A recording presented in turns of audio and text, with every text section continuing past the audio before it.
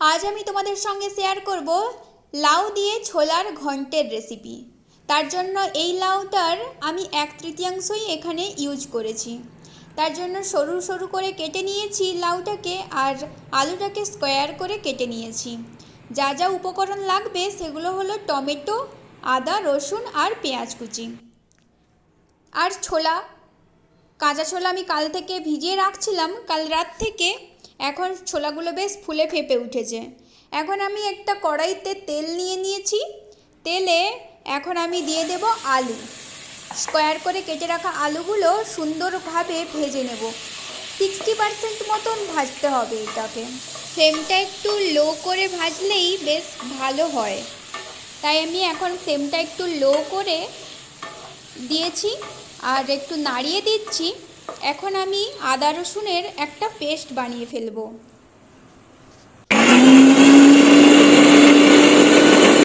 পেস্টটা কিন্তু খুব সুন্দরভাবে হয়ে গেছে, দেখুন।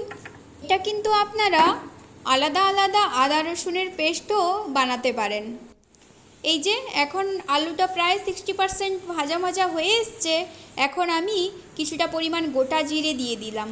গোটা জিরে দেওয়ার পরে যখন একটা সুন্দর গন্ধ বেরোবে তখন দিয়ে দিতে হবে করে রাখা আদা রসুনের পেস্ট। এখন একটু ভালোভাবে আলুর সাথে নাড়িয়ে নিচ্ছি। এইভাবে আলুর সাথে নাড়িয়ে নিলে বেশ আদা রসুনের পেস্টটাও ভালোভাবে ভাজা হয়ে যাবে, তার জন্য আর কাঁচা গন্ধ করবে না। লাউ এমন একটা সবজি যেটা খুব কম মানুষেরই প্রিয় হয়ে ওঠে। সাধারণত মানুষ লাউ অতটা পছন্দ করে না, কিন্তু লাউকে যদি এইভাবে রান্না করেন তাহলে কিন্তু আঙুল চেটে খেতে বাধ্য, এতটাই সুন্দর হয়। আপনারা বাড়িতে অবশ্যই ট্রাই করবেন, কিন্তু আশা করি আপনাদের সবার ভালো লাগবে। আলুটা এখন ভালোভাবে ভাজা হয়ে গেছে আর মশলাটা থেকে তেল ছাড়া শুরু করেছে। এখন আমি দিয়ে দিলাম ওই কেটে কুচিয়ে রাখা লাউগুলো। লাউকে যত পাতলা পাতলা করে কাটবেন তত কিন্তু তাড়াতাড়ি সেদ্ধ হয়ে যাবে। এখানে আমি একটু হালকা মোটাই রেখেছি, কারণ আজকের আমার কাছে অ্যাকচুয়ালি টাইম ছিল না, না দেখে দেখে কাটতে হয়েছে। কারণ আমার ক্লাস ছিল, তো ক্লাস করতে করতে আমি সবজি কাটছিলাম, তো তাই জন্য একটু মোটা হয়ে গেছে। কিছু অসুবিধা নেই, একটু টাইম লাগবে আর কি। আপনারা একটু পাতলা পাতলা করে কাটলে বেশ ভালো হবে। আমি কিন্তু এই রেসিপিটা এর আগের একদিনও বানিয়েছিলাম, বেশ ভালো হয়েছিল। জানি না আজকের কেমন হবে, আশা করছি তো ভালোই হবে। এই রেসিপিটা কিন্তু আমি আমার মায়ের কাছ থেকেই শিখেছি। কালকে আমি ফোন করে মাকে বলেছিলাম যে লাউ আছে, কি করি, এত বড় একটা লাউ দিয়েছে। মা বলছিল ডাল দিয়েও করা যায়, এটা দিয়েও এরকমভাবেও করা যায়, তো আমি আজকের এইটা করছি। এখন আমি লবণ আর হলুদ একটু দিয়ে দিচ্ছি পরিমাণ মতো। আলুতে কিন্তু আমি লবণ দিয়েছিলাম, দেখাতে ভুলে গেছি। আর এখন আমি লাউর পরিমাণ মতো লবণ আর হলুদটা দিয়ে দিলাম। আমি অবশ্যই শেয়ার করব, ডাল দিয়েও বানিয়েছিলাম, তো সেটাকেও আমি অবশ্যই আপনাদের সঙ্গে শেয়ার করব। এখন আমি ভিজানো কাঁচা ছোলাগুলো আমি তুলে দিচ্ছি।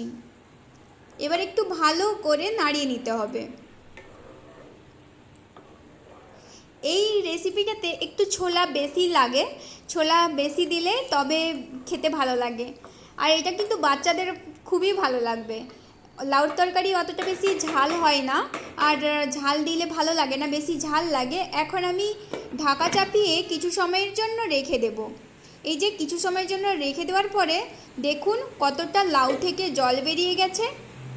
এই তরকারিতে কিন্তু জল ইউজ করতে আপনাকে হবে না, লাউ থেকেই জল বেরিয়ে যাবে। লাউ তো একটা রসালো সবজি। তো এই যে এখন আমি কোচানো পেঁয়াজ আর টমেটোগুলো দিয়ে একটু ভালো করে নাড়িয়ে দেব। লাউ কিন্তু চিংড়ি মাছ দিয়ে যে তরকারিটা হয় বেশ খেতে ভালো লাগে, কিন্তু এখানে আর চিংড়ি মাছ কোথায় পাবো বলুন, তাই জন্য ছোলা দিয়েই করছি। ছোলা দিয়ে এই তরকারিটাও কিন্তু খুব টেস্টি হয়। লাউ দিয়ে আমি মুসুর ডালেরও একটা তরকারি বানিয়েছিলাম, তো সেটাও আপনারা চাইলে দেখে নিতে পারেন। এই যে এখন একটু ভালো করে নাড়িয়ে ঢাকা চাপিয়ে কিন্তু রেখে দেব কিছু সময়ের জন্য। এই তরকারিটা হতে একটু টাইম লাগে, মশলা বাটির ঝামেলা নেই, তবে সেদ্ধ হতে বেশ সময় লাগে। সবজি তো একটু ঢাকা চাপিয়ে লো ফ্লেমে রাখলে বেশ ভালো হয়, সবজির মধ্যে যে গুণাগুণটা থাকে সেটা কিন্তু ভালো থাকে। হাই ফ্লেমে করে দিলে কোনো সবজিরই কোনো গুণাগুণ থাকে না। লাউয়ের এই রেসিপিটিতে কিন্তু বাইরে থেকে জলের কোনো প্রয়োজন নেই, কারণ লাউ তো একটা রসালো সবজি। লাউ থেকে যে জলটা বেরোয় সেই জলেই কিন্তু ছোলা, লাউ, আলু, টমেটো, পেঁয়াজ সব কিছু সেদ্ধ ভালোভাবেই হয়ে যায়। একটু লো ফ্লেমে ঢাকিয়ে রাখলে দেখবেন কত জল বেরিয়ে যায়। দেখুন আমার কিন্তু এখানে অনেকটাই জল বেরিয়ে গিয়েছিল, কিন্তু এখন মোটামুটি সেদ্ধ হয়ে ভালোভাবে হয়ে গেছে। আরও অনেকটা জল আছে, এখনও আমি কিছুটা কিন্তু রান্না করতে বাকি। এখন আমি মশলাগুলো দিয়ে দিলাম, লবণ, হলুদ, লঙ্কা গুঁড়ো, জিরে গুঁড়ো, ধনে গুঁড়ো দিয়ে একটু ভালো করে নাড়িয়ে নিচ্ছি।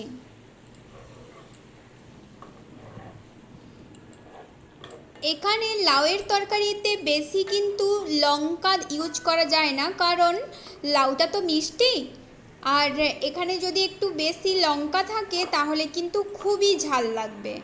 তাই জন্য আমি এখানে একটু হালকা লঙ্কা গুঁড়োই ইউজ করেছি। আদা রসুন বাটার সময় তখন একটা কাঁচা লঙ্কাও দিয়ে দিয়েছিলাম, তো তখন পেস্ট হয়ে গিয়েছে, তো ওটাই কিন্তু ঝাল হয়ে যাবে, আর লঙ্কা এক্সট্রা করে দিতে হবে না। এখন কিন্তু সবজিটা খুব ভালোভাবে হয়ে গেছে, রেডি একদম লাউ ছোলার ঘন্ট। আমার ভিডিওগুলো যদি ভালো লেগে থাকে তাহলে অবশ্যই আমার চ্যানেলটিকে সাবস্ক্রাইব করুন, লাইক করুন আমার ভিডিওকে, আর বন্ধুদের সঙ্গে শেয়ারও করতে পারেন। আর দেখা হচ্ছে তাহলে নেক্সট ভিডিওতে। আজকের ভিডিওটা এখানেই শেষ করছি। টাটা।